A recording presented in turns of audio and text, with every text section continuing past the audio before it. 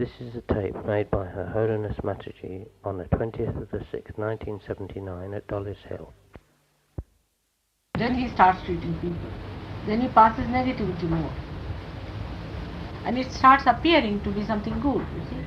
Sometimes he also feels that he's acquired more powers because the spirits are very cunning and they establish that kind of an atmosphere. So one has to be careful. You see, there's a regular warfare going on. And that's why we have to just keep our spirits alright. And cowardice has no place in this warfare. The whole thing will work out very well if people are identified with the truth. But truth, as you know, is very difficult to be identified.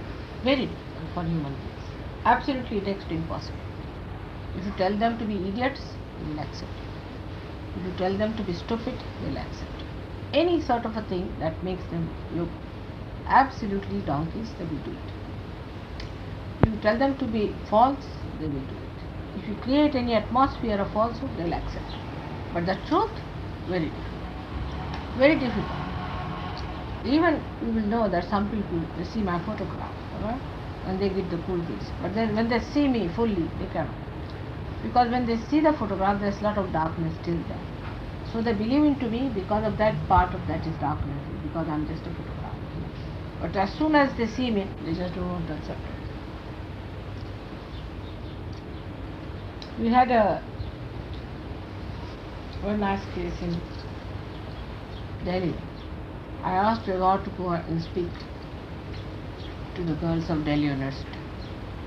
Being a young person and handsome and all that, we were all very much impressed.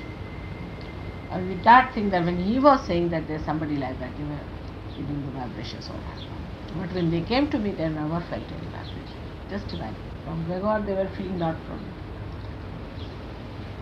But then they recovered from it and now they are much better now. But this was the case. So, because of this, you see, the people who represent darkness and falsehood are more successful. The spiritualists are much more successful than a saint. They don't ask they never asked any money when I was there. I never had to pay any money. This can be also because they do not know. They are well intentioned. They think they have got powers. They assume it. And by that they have a satisfaction to say that we are doing good to others. But they do not know the know-how. You see? That is the point. Because here the people are not that cunning as we have in India. If they know that they are doing harm, they would not do it. But we have very cunning people in our country. Even if they know they are doing harm, still they'll do it if they can get some money out of it. So they haven't got any conscience about it. So here, if the people feel that they have done good to someone, then they start doing it, thinking they have powers. They start, because sometimes also they get a vision, sometimes they get a feeling. All these things can be there due to the spirits coming in. In India, it's a very common experience of many people.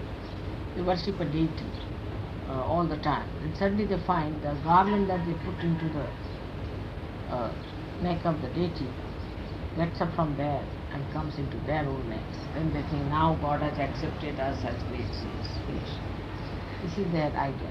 Now it is nothing but some dissatisfied soul, you see, puts it on them, and they start believing into it, that it is God who has done it. Then they will start a big place and will announce to everyone that I am a saint and this will happen, that will. And people are also impressed to see with this kind of a feat, and they would again ask this thing to happen. There are people who start getting this red kumku from their hands, it's flowing. So people believe into it. They think that yes, must be something great, otherwise how can this red powder flowing from their hand? Or sometimes ashes start flowing. And we have got, say in Bombay we have a temple. We have a temple of Mahalakshmi, and they think that Mahalakshmi temple is a place where the goddess resides. No doubt, there is a very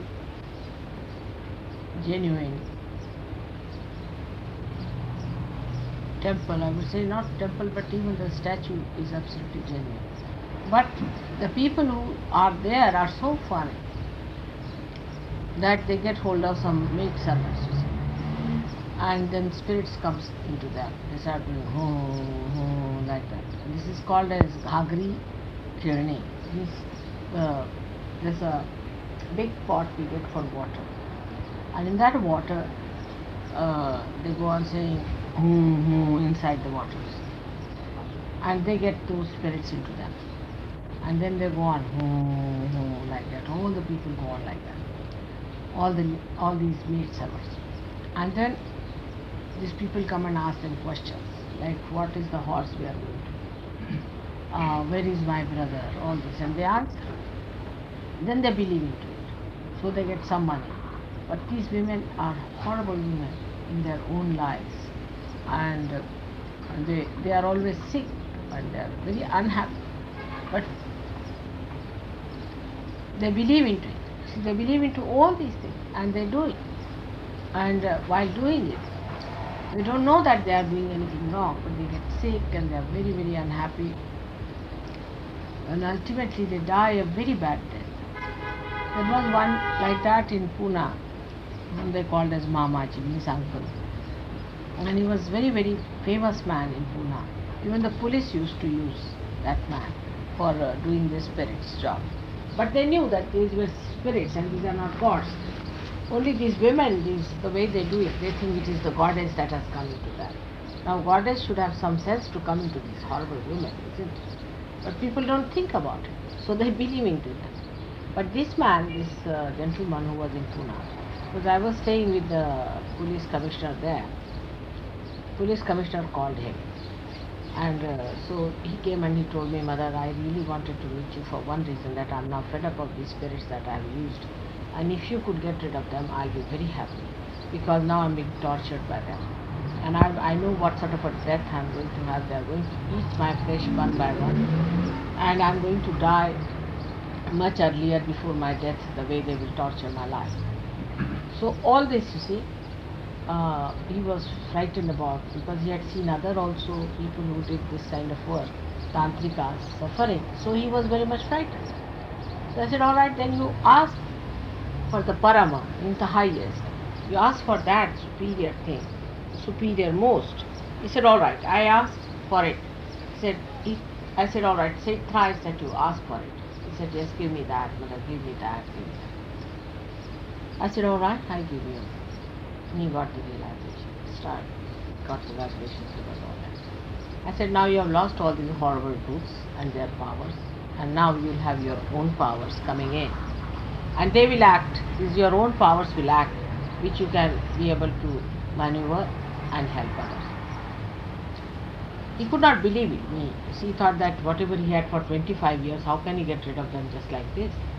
So he went to the police commissioner and told him that, oh, Mataji is telling me like this, I don't believe it. I can always call those spirits. The police used to use him, you see, for detecting crimes and things. So he said, all right, if you think so, why not call one of the spirits? Say your mantra. He started saying mantra, nobody would come. He tried for half an hour, nobody would come. He said, do you mean to say I've lost all that? He said, yes. He said, now thank your stars, now you'll have a better death at least. That's how it works out. But even in Sahaja Yoga, I will be surprised in the beginning of Sahaja Yoga. Right here. Even in the beginning of Sahaja Yoga, इनको ऐसा कहना कि left hand हमारे ओर करके right hand बाहर करके बैठे. Let him, Regis, tell him how to sit with his left hand towards me and right hand outside. This gentleman. No, near the door.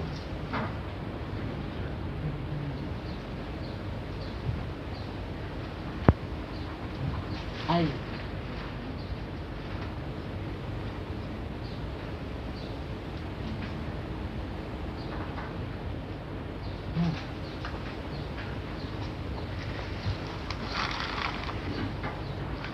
She's a great believer in goddess.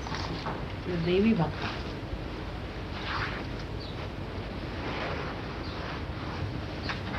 So, it so happened that I went to America. Before going to America, I told this lady that you are all right, but your guru has been doing all these tricks of spirits. So you will get those spirits into you, and it will try to entice you, because they don't want to give up their people. They have no freedom, and when they try to get out, they just try to again entice me. So she told me, no, you just don't worry about me, mother, I'll keep myself all right. Then, in her own house, she started center. She put up my big photograph, and people would come to her, and she started first giving them Sahaja Yoga and this and that. And then suddenly, she started feeling something falling from her hands, and there were some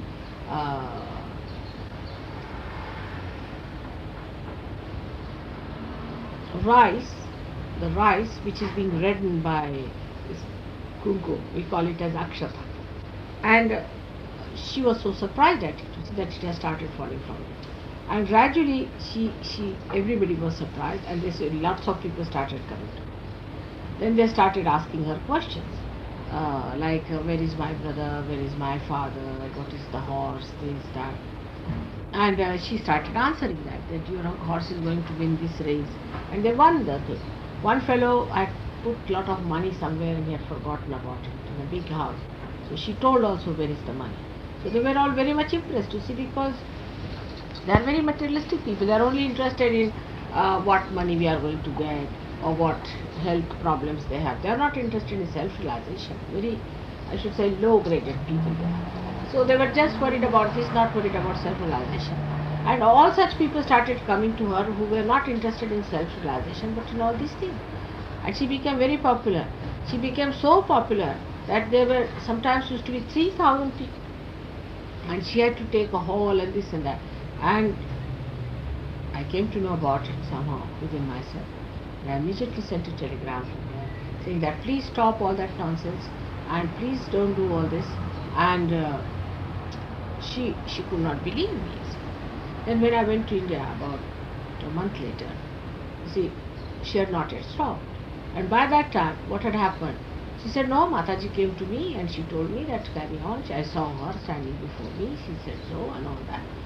In that short time that I was there, 1 month or so I was not there, she started using a big whip, and a big stick to hit people, to take out their devils, she said. And she used to hit them back very badly on their backs. And it was so horrible that some people broke their backs and all sorts of things happened, and she was using a stick. And sometimes a very flexible one, so that they would get marks on their body. By the time I reached, she came to see me. And some of the Sahaja Yogis joined hands with her. It was so silly that I just could not understand how these people also joined hands with her. And then she came to me, she said, I have started a very big organization in your name, Mother, you must come. So I told the Sahaja Yogis, none of you need come, I'll go myself. So I went down. She came and she opened the door of my thing, she washed my feet and lots of water she brought, and then she washed my feet with milk and all sorts of things. I was just feeling very embarrassed, for the whole thing. I didn't know what to do. I went up to the room and she made me sit down there, and all these people were singing my praying place. I was very embarrassed. Everywhere I could see all these spirits sitting down there, and mocking at me. I said, Chantal, you are going to eat for a great laughter. And I didn't know what to do and how to tell them that. And then they all started saying, oh. I said, had it now here. I said, all right, I'm going back. She said, we'll do your puja. I said, no, I'm not well, I'm going back home, you come and see me there. She was very happy. Next day she came, she thought I'm going to say, oh, well, brave, you have done very well. So when she came and sat next to me, I said, now see. She said, Mother, see how many powers you have given me, I'm so powerful. I said, really? I must say, I have some powers, isn't it? She said, yeah. I said, all right, will you tell this gentleman about him? So she started telling him that you were born in such a place and you have a house like this. He said, not me, it's not me. I'll tell you about somebody else. And there was a lady sitting there. She said, you are a person who has got a clerk in your business who's like this, whose name is this. She said, I don't have a business, I don't have a clerk. She said, Mother, have you taken away all my powers? I said, if they were your powers, I would have respected you and loved you. But these were somebody else's powers. As soon as you entered into my house, they have left you completely. And now you go back, you can get them back again. Unless and until you say that I want the eternal and eternal. And after this, you have to be very, very particular and watch yourself, your attention, whether you are accepting these negativities or not. She said, yes, I want eternal and eternal.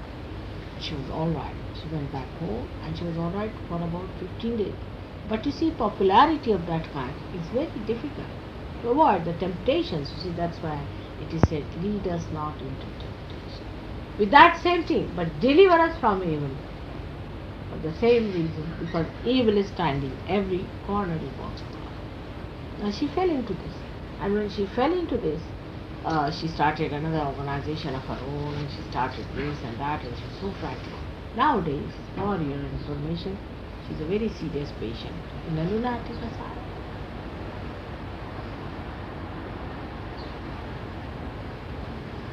So, human beings are like that.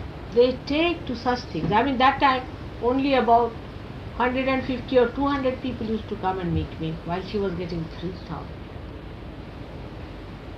People want darkness, they want falsehood, they want that somebody should hoodwink them, they want somebody should befool them, they want to live with the befooling, you see. And those who know this and know how to handle, they'll just keep you on the run, you see, they will keep you on the run all the time, that you'll be befooled from this place to that place and that place to that place. Now there can be people who are extremely simple-hearted, but the simplicity goes to this limit that they cannot recognize the reality. You have to be in the center, otherwise you can become a simpleton, and that simpletonness can really be very killing. But if the person is very intelligent, relies on intelligence, then they will play on your intelligence. They'll pump up your ego, they'll do this and do that, and somehow or other they'll get you there, because they are extremely cunning people. They are the embodiment of cunningness. So you cannot outwit them, because whatever intelligence you have is limited, while they have such a lot of intelligence of such a crooked nature that you cannot go to their level. After all, you have your conscience with them. So they have no conscience, so they play about so much that they really hoodwink you and you do not know about it. And that's how you will find that all the incarnations who came on this earth were killed, crucified, poisoned, like Muhammad Sahib was poisoned, or harassed, or sent to forests like Rama and Krishna, tortured by many Rakshasas who went to kill him, all sorts of things. I mean, there is no incarnation who has not suffered. So that now people think that if you do not suffer, you do not go to God. See, this is another madness people have, that you must suffer to go to God. So they are all carrying the cross. It was for Christ to carry the cross, not for you people. So there is no need for you to be that miserable and take the sufferings upon us. There is no need at all to suffer. There is no need at all to unnecessarily torture your bodies, unnecessarily torture your being to such a limit that you are absolutely useless for the day when you are going to be crowned. Come here, come here. Let him have a chair. So, this is what I tell you, that falsehood is easily acceptable to people. People accept falsehood with such gusto and with such force, and they do not even see what is happening. They just rush to it, because we have lived with it. First of all, we have lived with matter. We are identified with it because we have lived with it. Because we do not know what is the truth. We have lived with untruth. We have lived with dreams. We have not lived with awakened state. We are not yet identified with that awakened state. That's why you are awakened, again you go out to sleep. Again you are awakened, again you go out to sleep. You are more identified with sleep than with awakened state. That's why it happens all the time. Sometimes people say, Mother, Sahaja Yoga also, when we get realization, again we go down. But what can we do? It's not the responsibility of Sahaja Yoga that it should just shoot you off to that place. It is also your responsibility in a way that if you have had problems within you, and there are pouches and ditches where you are physically hurt, mentally hurt, everybody hurt. So then what happens? That power which has really touched on top goes back and tries to establish. It happens like that. So nothing to feel bad, it will again come up. It has to make your instrument alright, because your instrument has gone into horrible things. Especially very funny habits one develops by these horrible devils coming into it. Even a person, if he drinks too much, then know that he is possessed. If a person, he talks very much, or he jabbers, or he is harsh, then know he is possessed. All the time, if he has a habit to snap at someone, shout at someone, or stick at someone, then know he is a possessed man. Or if he has a habit to be quiet unnecessarily, if he tries to be quiet all the time, then know that he is possessed. Any extreme behavior is only caused by spirits.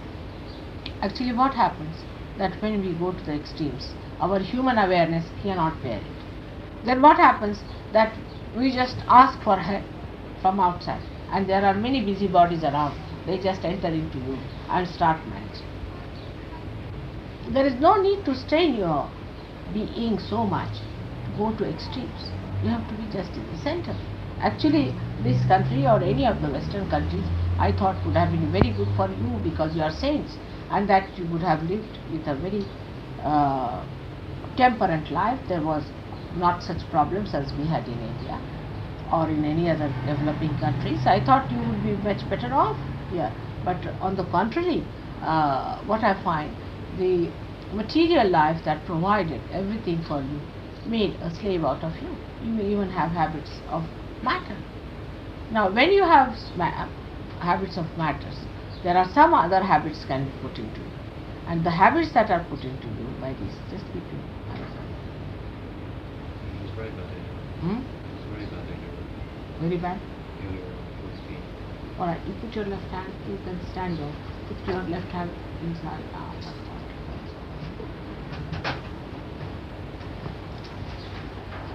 He is from the same course as you have been, and he has been jumping all the time for it. You can go there in the door where Hester is. And he has really hurt himself. All of them are hurt in their bones, all of them. Any man who has left no sense of we can say the dharma or of his balances is a man who is possessed. Anyone who is doing a crime which he does not understand is also possessed. Or a human being, say a man having relation with a man, is possessed condition. If a woman has relations with a woman, it is a possessed condition. It is not a condition of a normal person, and human beings have to be normal human beings. If a woman, if she doesn't care for her chastity and she leads a fast life, that means she is possessed. If she goes about with many men, that means she is possessed. If the men do that, they are also possessed. They cannot be normal people who do all this. You see, whatever are the sustenance of human beings are also the powers of human beings. Like that, we can see the people who are in the center, the people who are sustained. They do not have all this temptation. I mean, they just don't like it. They are just normal people. And that is what one loses gradually by doing extreme things. And you don't even realize. The whole society could be like that, possessed with ideas. You can see what foolish things we are doing in this country. I know in India they do all sorts of nonsensical things, but like telling lies and cheating people, fraud and all that is very common in India. But here the other things are there, like the way we are wasting our energy in nonsensical things about sex and about flirting and all this nonsense. Flirting is nothing but a virus infection of sex. You see, your eyes are caught up. Really, it is the infection of the eyes, and it comes into the eyes. You see, then you start looking here and there. You don't know what you are looking. Flirting, if you ask them, they have no joy in it. They just see round. They see one place to another, one woman to another. Then the woman catches it, the woman gets it. You're just looking like this. You don't know why. It's such a waste of energy. Actually, I didn't know what was flirting. But once when I went to America in 73, a young boy came to me and he said, "Mother, why do I look at all these women? I waste such a lot of energy. Why can't I keep straight? What is the need to look at them? They do not mean anything to me." Any woman passing, then the woman also would dress up in such a way that she would attract other girls. So that, you see, this is also another kind of fraternity working. And the whole game starts. You find even in places where people are above 60 years, they do the same nonsense. Something surprising that even they are not mature, because if you get this poison into you, then you do not mature. It's like any fruit, you see, which is infected, cannot mature. It's an infection. When it comes into you, you do not mature. That's why you find even 80-year-old people behaving just like silly young 25-year-old. You see, that sort of people you find so common here. You feel so ashamed and embarrassed when an 80-year-old woman starts telling you about her love affairs. You just don't know where to look. And it's very common. They boast of it, and they talk like that. Their talking is so funny that you can't imagine. It's most embarrassing, the way they talk about things and the way they live. There was a lady who told me, she is a lady of a good family and an ambassador's wife, and she told me there's a very great writer here who is about 80 years of age, and she writes lots of books on philosophy and things. So she invited this lady, the ambassador's wife, for a lunch party. And she said, no, she said, "Why lunch? I could come for dinner with my husband." She said, no, I want you for lunch and give you a nice time. I'll get you a boyfriend." She said, "Are you joking?" She said, "No, I have one, my own, about 24 years. What age do you want?" She was shocked. She said, "What? I don't want all that." She said, "You must know, you see, you women are no good, Eastern women are no good. You must learn how to enjoy life." She said, "I'm sorry, I'm not free on that," and she just put on. Now this lady is writing books on philosophy.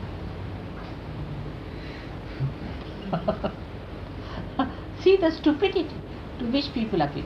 And she is one of the most successful writers in England. I don't know her name, she didn't tell me the name. But this is what it is. She's successful because she's spreading darkness. Because, people want to live with whatever they were. They were in darkness, they were just matter. See, this dead matter is just darkness. It has no awareness in it. Then the animals have a little bit of awareness. And they come to a point when they are human beings. They have passed through millions of years with that ignorance and that darkness. And they more adhere to it than to something that is beyond. They only evolve because God's grace is there. Otherwise they would never have evolved. Because God has put some sort of a seeking in their stomach, that for food, for other things, they start evolving. And when they start evolving, they reach a state of human consciousness. Now, at human consciousness, if I have to say that you have to face a reality, why should you? You think that if I have to face reality, then I have to work for it. Because that is another thing you have done so far. You think that you have done something all the time to achieve something. If you have to achieve something, then you must put in effort. Then you do not want to take that path when you were down. That we have done nothing to become human beings. And that if you have to go further, we are not to do anything about it. On the contrary, you start running fast, very fast. And if you know the phrase that you take 2 running jumps and go to hell. It's like that it works out. And you speed up so much on that then you land into difficulty. That's why it is necessary to understand that you are human beings. At this time you have given freedom, absolute freedom. Because you have to see your own evolution. Because you are free, you can see it. If you are part and parcel of God, and if He had done for you, then you would not have seen it like animals have not seen it. But this you have to see, and you have to be aware of it. That's why you are being given freedom. If you are not away from me, how will you see me? And this is the reason you are separated from the whole, so that you can see that you become the whole. While the animals do not see it because they are down. They are part of the whole, they are looked after, they live like that. They don't get ego, they don't get super ego, they do not speed up suddenly, they do not do all these things as you do. They do not have insurances.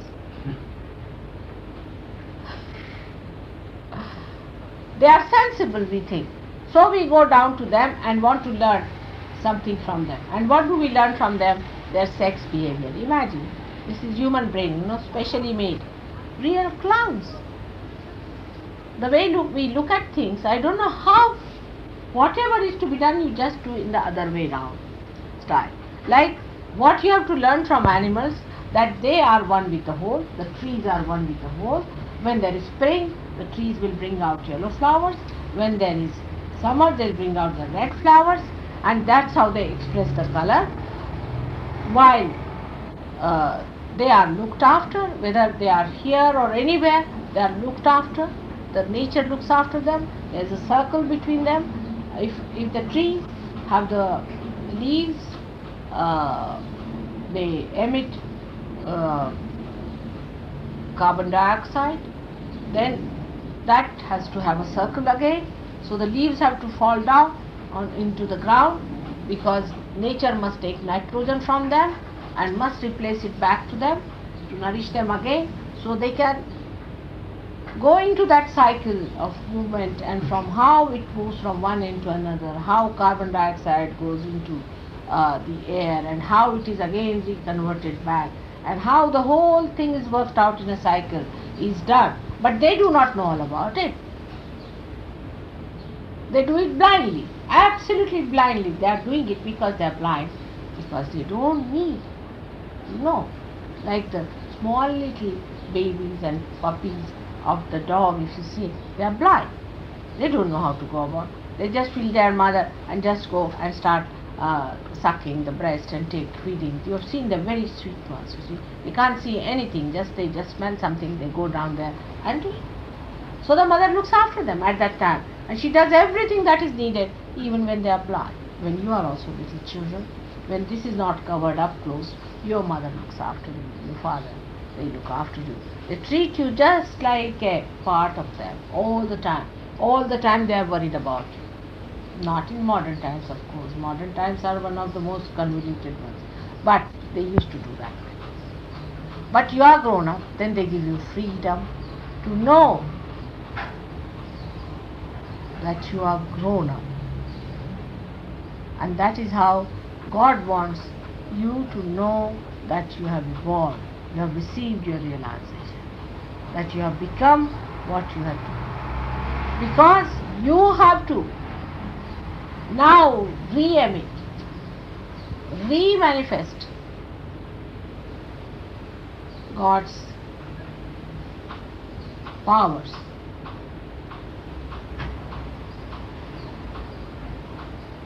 This is the thing we have to understand, and then we should know what is our role in life, and what are we doing, where are we, how are we placed, what is our position. This should give you the complete energy to get to yourself and work it out. May God bless you. Mister, what was the matter? Why didn't you come? With mother? Just now you were here? I've just come. Oh, I see it. That's good. I don't think it's on. Not on. Not on? No, it hasn't been on. Drug. No, push your mother to the Good morning.